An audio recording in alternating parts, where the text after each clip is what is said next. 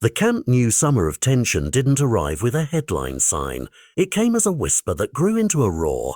Barcelona, tattered by salary headaches and summer balancing acts, had quietly placed a price tag on one of its bright young products, and a Premier League suitor was circling.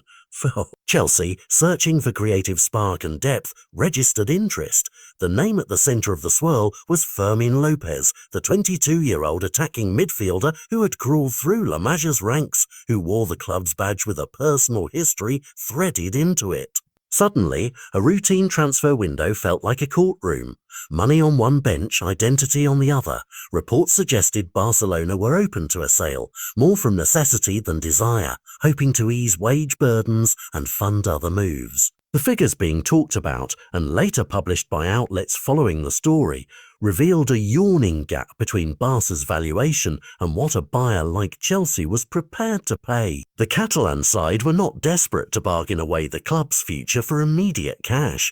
They wanted a price that matched the player's potential as much as their own financial calculus. Negotiations, if they can be called that in the fever of deadline day, left everyone watching the clock with clenched hands. But then came the human pivot. Fermín himself. Under the lights, amid agents' calls and boardroom arithmetic, he did something quieter but far more decisive. He didn't push. He did not submit a request to force the move.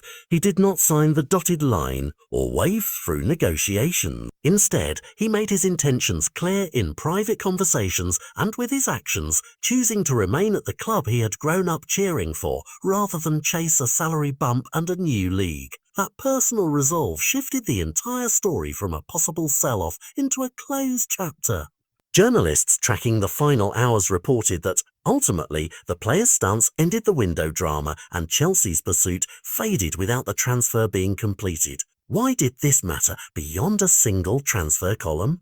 Because this wasn't just about one shirt moving down the rack. It was a test of Barcelona's identity in a season where finances shadow every decision. If Fermín had left, the club might have gained a transfer fee and a short-term ledger relief. Instead, they kept a homegrown asset whose potential impact on the pitch could far outstrip any immediate bank balance. For Hansi Flick and his tactical plans, the decision altered selection puzzles and long-term planning.